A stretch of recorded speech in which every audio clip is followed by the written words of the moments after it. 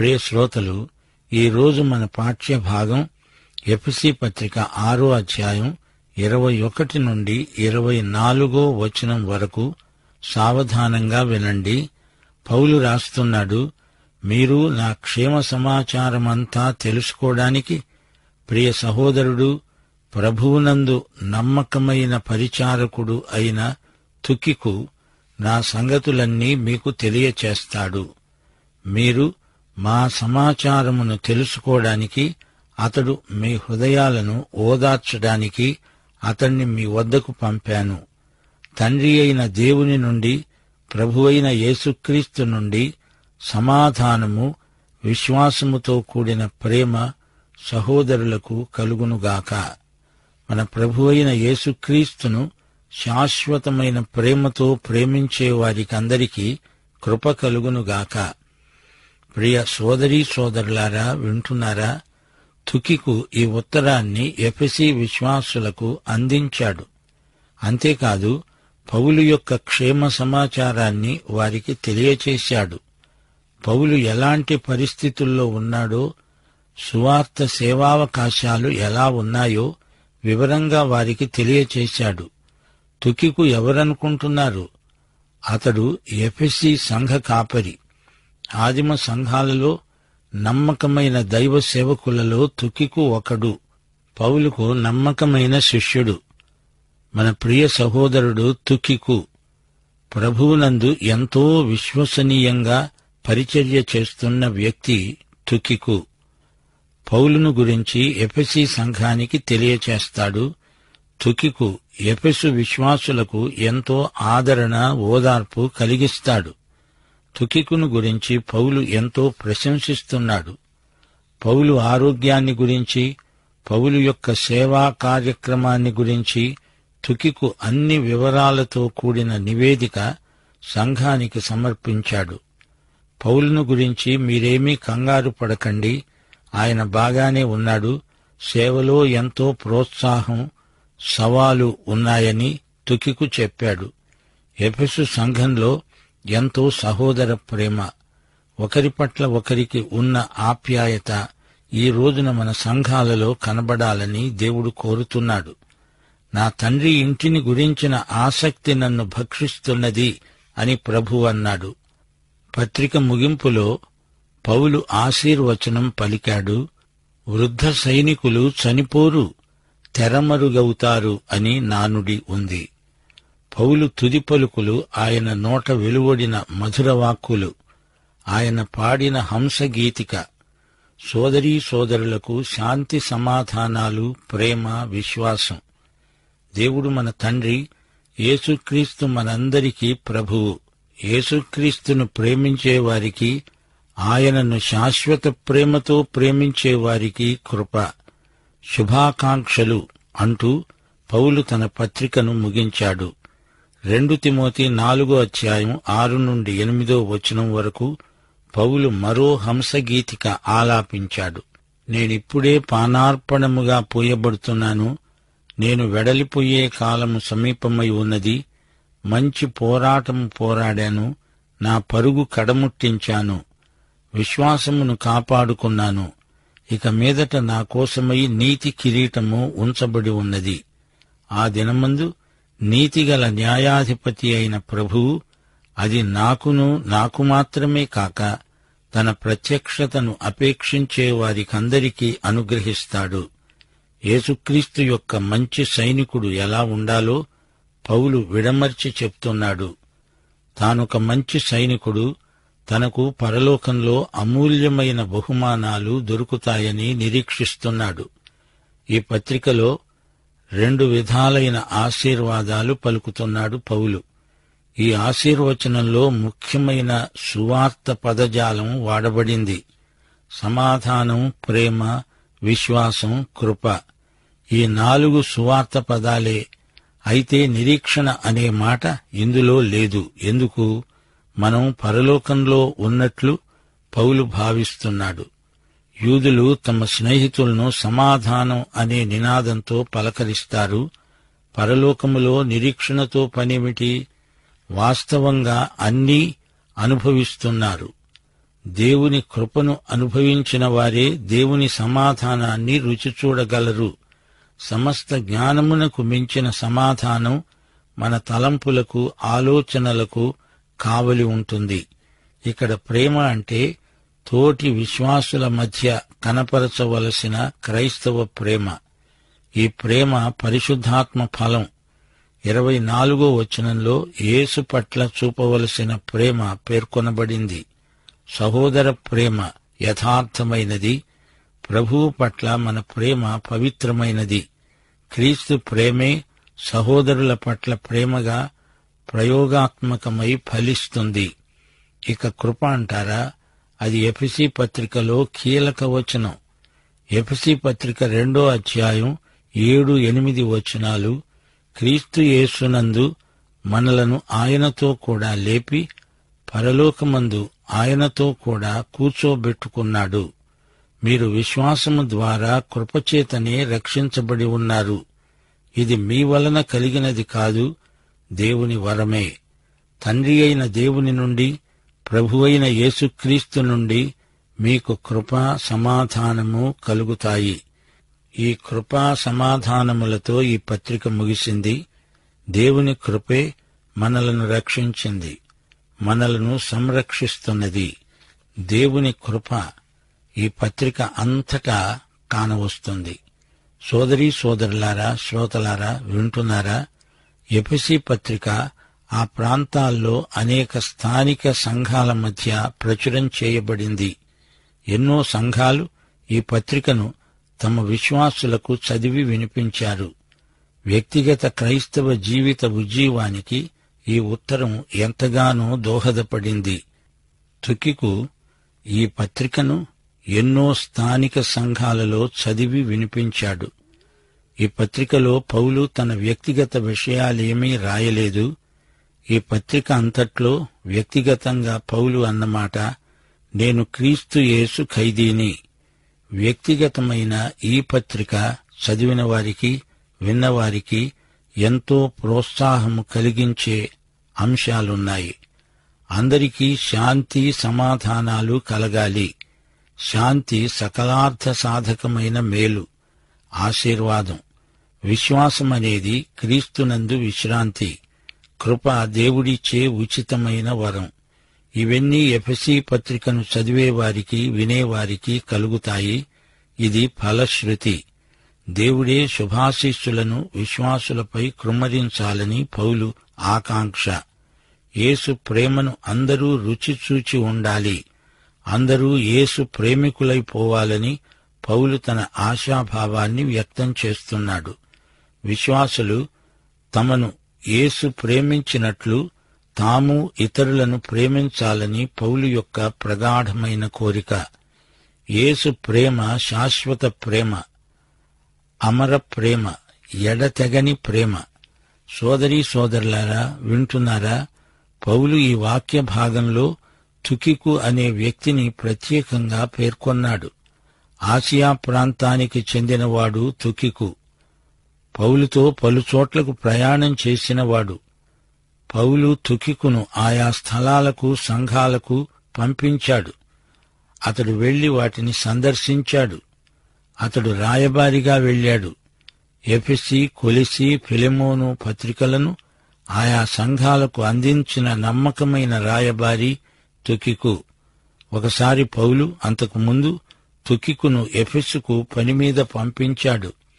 కొలసీ 4వ అధ్యాయం 7వ వచనంలో ఇతన్ని గురించి ఏమన్నాడు? ప్రియ సహోదరుడు, ప్రభువునందు నమ్మకమైన పరిచారకుడు, నా తోడి సేవకుడు అయిన తుకికు నన్ను గురించిన సంగతులను మీకు తెలియచేస్తాడు. ఈ వాక్య భాగంలో 2 క్రైస్తవ సైనికులు మనకు కనిపిస్తున్నారు. ఒకడు అపొస్తలుడైన పౌలు, రెండోవాడు తుకికు. ఇతడు విశ్వసనీయుడైన సహోదరుడు, ప్రభువునందు విశ్వాసముంచినవాడు, ఇతరులను ప్రేమించిన సహృదయుడు. అపొస్తలుల కార్యములు 20వ అధ్యాయం 35వ వచనంలో ప్రభు అన్నాడు, పుచ్చుకోవడం కంటే ఇవ్వడమే ధన్యత. విశ్వాస గృహానికి చెందిన వారికి మనము మేలు చేస్తూనే ఉండాలి. తుకికు విశ్వసనీయుడు. క్రీస్తునందు తుకికు ఎంతో నమ్మకమైనవాడు.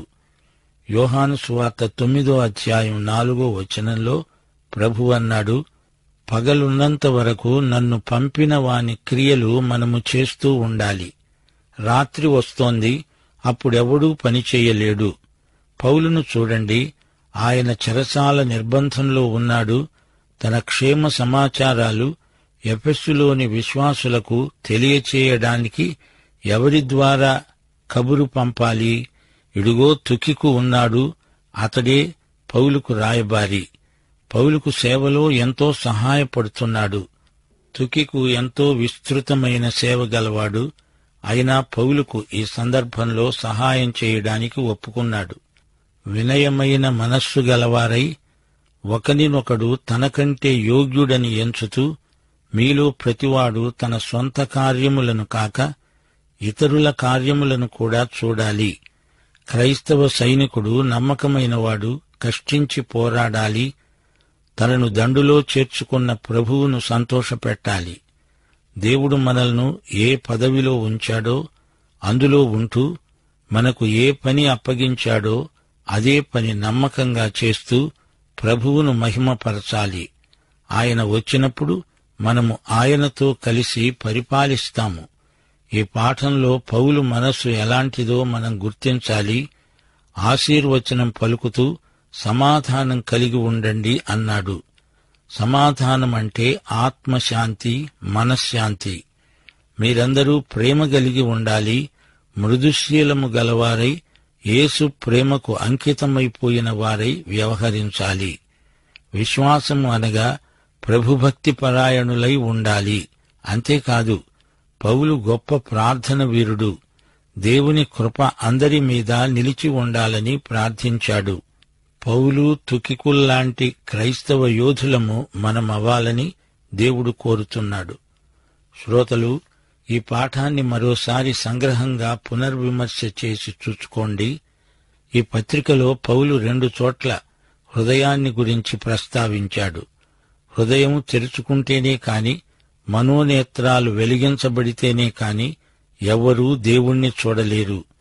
దేవుని జ్ఞానము, ప్రత్యక్షత కలగదు.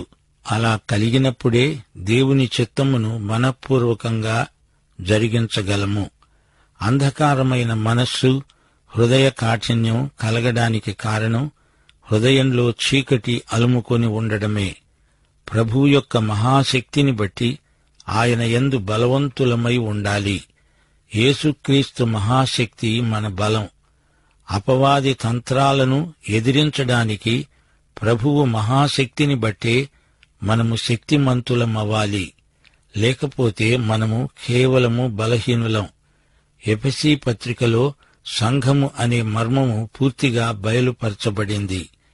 దేవుడు తరతరాలుగా మరుగు చేసిన రహస్యం ఎఫెసీ పత్రికలో ప్రత్యక్షపరచబడింది.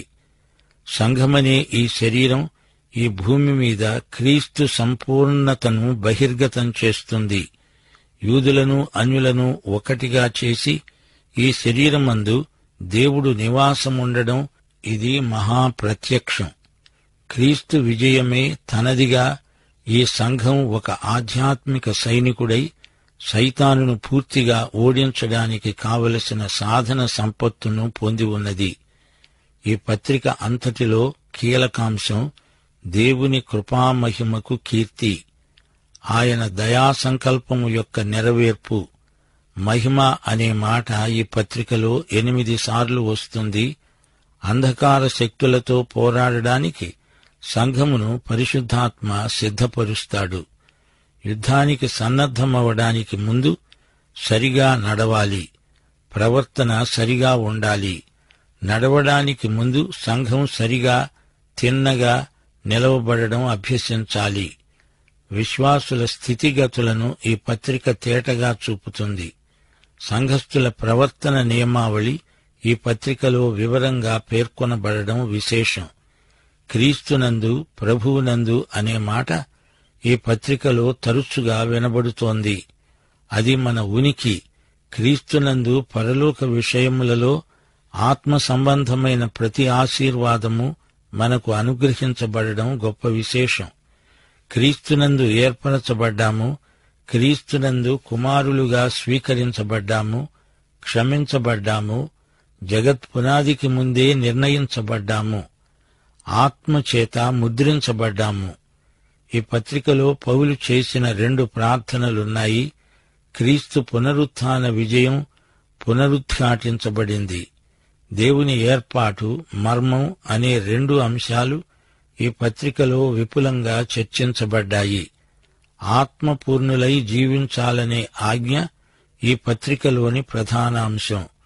ఎఫెసీ పత్రిక కొత్త నిబంధన అంతటిలో శేఖర స్థానం వహిస్తుంది. ఎఫెసీ పత్రికలోని 6 అధ్యాయాలలో యేసుక్రీస్తు యొక్క వాక్చిత్రం తేటగా కనపడుతోంది. మొదటి అధ్యాయంలో యేసుక్రీస్తు విమోచకుడు, 2వ అధ్యాయంలో యేసు సమాధానకర్త, 3వ అధ్యాయంలో యేసుక్రీస్తు మన నిక్షేపం, పెన్నిధి. యేసుక్రీస్తు మన హృదయాలలో ఉండి మనలను ఐశ్వర్యవంతులను చేస్తున్నాడు. 4వ అధ్యాయంలో యేసుక్రీస్తు వరప్రదాత, సంఘానికి ఎన్నెన్నో వరాలిచ్చాడు. 5వ అధ్యాయంలో యేసుక్రీస్తు వరుడు, సంఘము వధువు. 6వ అధ్యాయంలో యేసు మన మహాసేనాపతి, యుద్ధవీరుడు. ఈ మహాసంగ్రామంలో యేసు సైన్యానికి అధిపతి. పరిశుద్ధాత్మ యొక్క పరిచర్య ఎఫెసీ పత్రికలో తేటగా కనపడుతోంది. పరిశుద్ధాత్మ చేత విశ్వాసి ముద్రించబడ్డాడు. విశ్వాసి యేసుకు ప్రతినిధి అని ఈ ముద్ర అధికారపూర్వకమైన గుర్తు. పరిశుద్ధాత్మ మనకు క్రీస్తును ప్రత్యక్షపరిచే ఆత్మ, మన హృదయాలను వెలిగించే ఆత్మ, మన అంతరంగాన్ని బలపరిచే ఆత్మ. ఆత్మ కలిగించే ఐక్యత మనకు విలువైన అనుభవం. క్రీస్తు శరీరంలో పరిశుద్ధాత్మ సమాధానమనే బంధాన్ని పటిష్టం చేస్తాడు. ఎఫెసీ పత్రిక 4వ అధ్యాయం 30వ వచనంలో పరిశుద్ధాత్మ మనలోని వ్యక్తి అని, ఆయనను దుఃఖపరచకూడదని చెప్పబడింది. శరీరానుసారమైన మనసు ఉంటే నీలోని పరిశుద్ధాత్మ దుఃఖిస్తాడు. ఆత్మపూర్ణులై ఉండండి, ఉంటూ ఉండండి అనే హెచ్చరికను మా శ్రోతలు జాగ్రత్తగా గమనించాలి. యుద్ధంలో వాక్య ఖడ్గ ప్రయోగం పరిశుద్ధాత్మ వల్లనే జరుగుతుంది. మన ప్రార్థన జీవితంలో పరిశుద్ధాత్మ నిర్వహణ ఎంతో ఉంది. ప్రార్థనలో మనకు పరిశుద్ధాత్మ ఎంతో సహాయపడతాడు. ప్రియ శ్రోతలు, ఇంతటితో ఎఫెసీ పత్రిక ముగిసింది. ప్రియ శ్రోతవైన నీవు యేసుక్రీస్తును నీ స్వకీయ రక్షకుడుగా ఎరుగుదువా? ఆయన నుండి పరలోక ఆశీర్వాదాలన్నీ స్వీకరించి అనుభవిస్తున్నావా? ఆయనను ప్రాణాధికంగా ప్రేమిస్తున్నావా?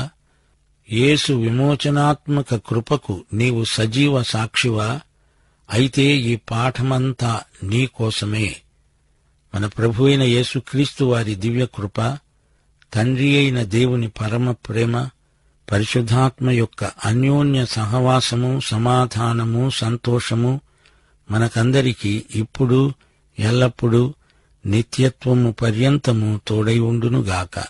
ఆమేన్.